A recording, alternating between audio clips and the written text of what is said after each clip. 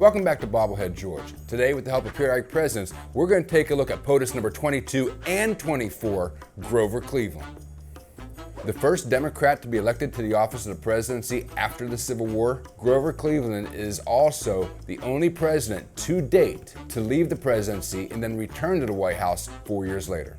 One of 9 children of a Presbyterian minister, Grover Cleveland was born in New Jersey in 1837. He was raised in upstate New York, and as a lawyer in Buffalo, he was most known for his single-minded concentration for whatever task was at hand.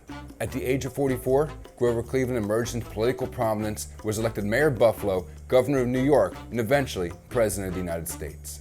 Grover Cleveland is, to date, the only president to have 2 periodic cells because he is, to date, the only person to win the presidency 2 non-consecutive terms.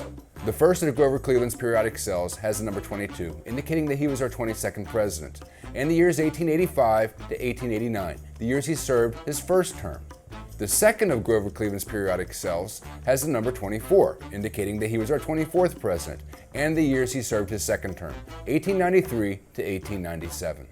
Both of Grover Cleveland's periodic cells are blue, indicating that he was a Democrat, and he was the only Democrat to serve as president in what became known as the Gilded Age.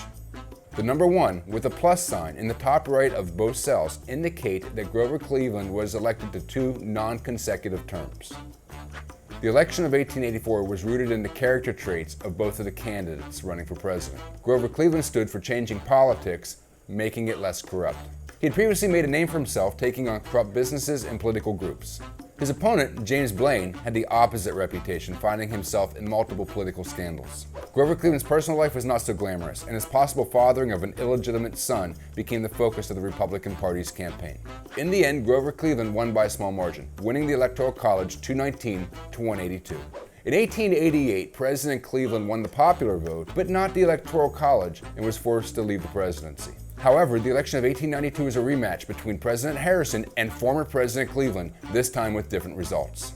In 1892, the Republican Party had lost favor with a lot of Americans due to higher tariffs, which led to higher prices.